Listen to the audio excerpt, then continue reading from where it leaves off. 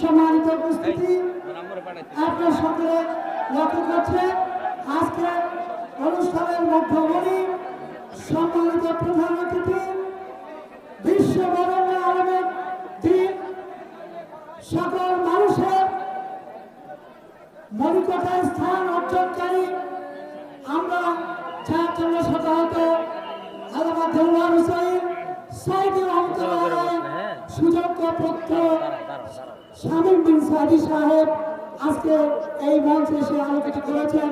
আমরা সম্মানিত মেহমানকে অভিনন্দন ও বরণ করছি।